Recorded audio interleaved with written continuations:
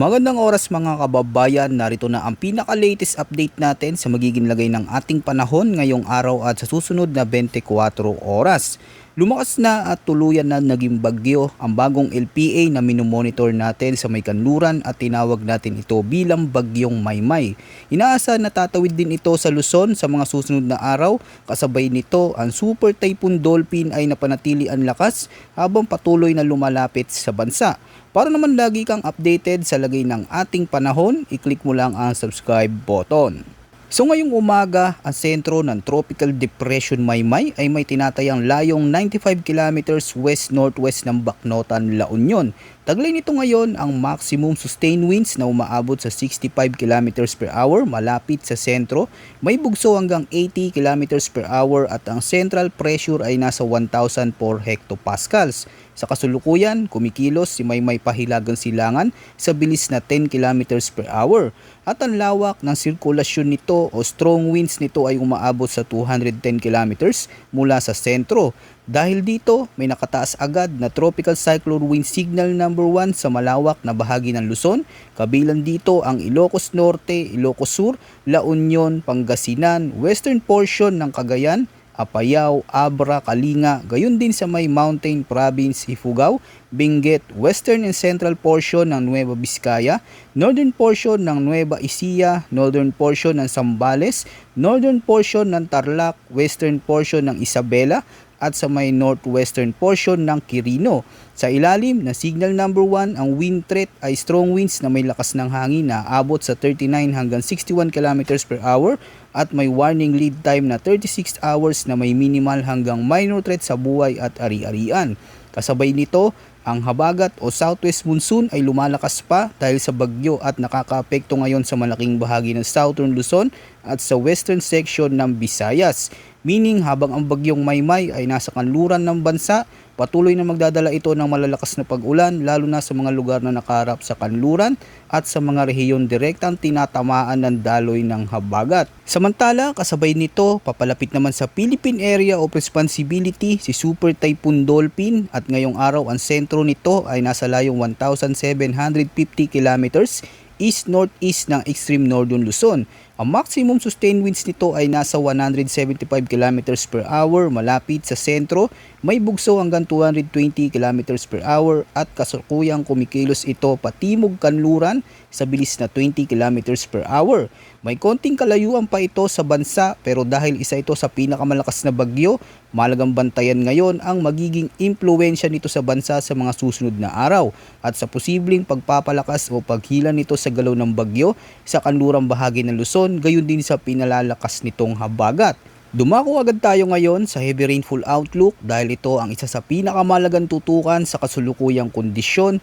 Ngayong araw inaasahan ang malakas hanggang matinding pag-ulan na aabot sa 100 hanggang 200 mm sa mga lalawigan ng La Union, Pangasinan, Benguet at sa may Zambales. Sa ganitong dami ng ulan, posible ang malawakang pagbaha sa mga mababang lugar, mabilis na pag-apaw ng mga ilog at sapa at mataas ang banta ng landslide lalo na sa mga bulubunduking bahagi.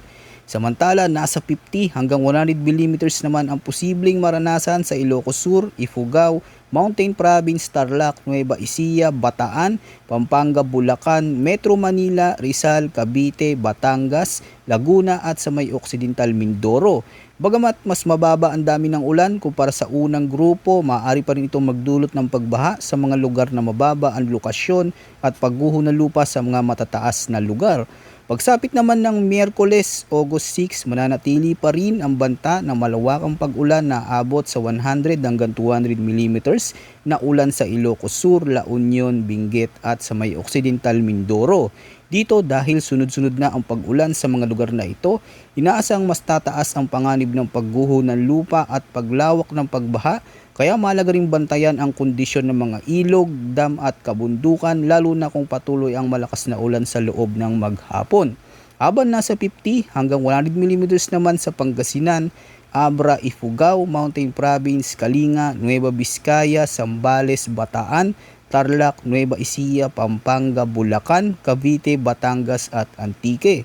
At pagdating naman ng Huwebes, August 7, posible pa rin makaranas ng katamtaman hanggang malakas na ulan na nasa 50 hanggang 100 mm ang Ilocos Sur, La Union, Pangasinan, Benguet, Zambales, Bataan, Occidental Mindoro at Antique. Mahalagang tandaan ng forecast rainfall ay maaari pang mas mataas sa mga bulubundukin at elevated areas kung saan mas madaling maipon ang ulan.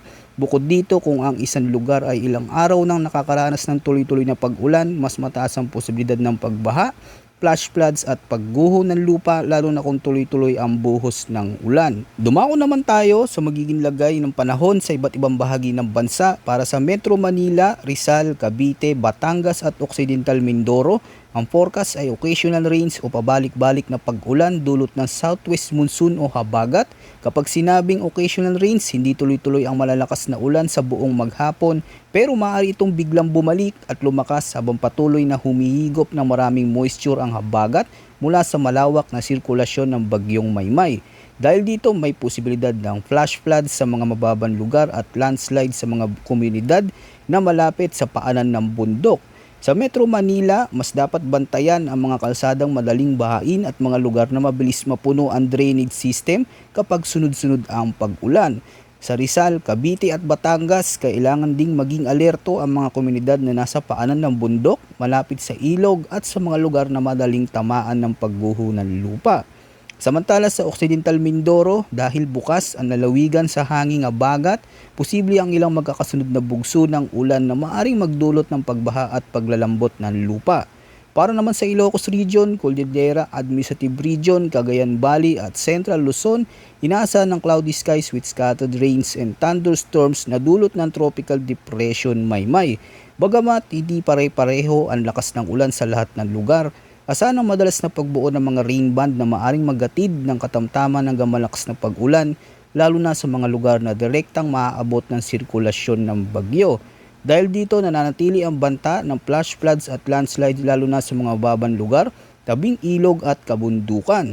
Sa Ilocos Region, kabilang ang Ilocos Norte, Ilocos Sur, La Union at Pangasinan, maaring maging mas madalas ang pag-ulan habang dumadaan ang rain band ng bagyo. Sa mga baybaying lugar at komunidad na malapit sa mga ilog, mahalagang maging handa dahil maaring mabilis na tumaas ang level ng tubig kapag nagsabay ang malalakas na pag-ulan at ang epekto ng habagat. Sa Cordillera Administrative Region, kabilang ang Abra, Apayao, Benguet, Ifugao at Kalinga, Mountain Province, mas mataas ang panganib ng pagguho ng lupa dahil sa bulubunduking terrain. Kahit hindi tuloy-tuloy ang ulan, sapat na ang ilang oras na malakas na buhos upang magdulot ng landslide, pagbara sa mga kalsada at bigla ang pagtaas ng tubig sa mga sapa at ilog. Samantala para sa natitirang bahagi ng Calabarzon at Mimaropa, gayon din sa Antique, Iloilo at Guimaras, asahan ng cloudy skies with scattered rains and thunderstorms dulot pa rin ng southwest monsoon.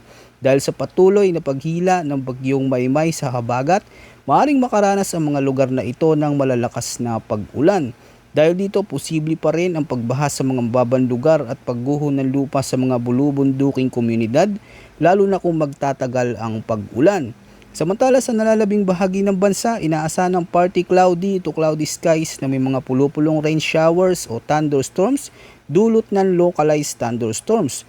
Bagamat mas maganda ang panahon sa karamihan ng oras, tandaan na ang mga localized thunderstorm ay maaaring mabilis mabuo lalo na sa hapon at gabi.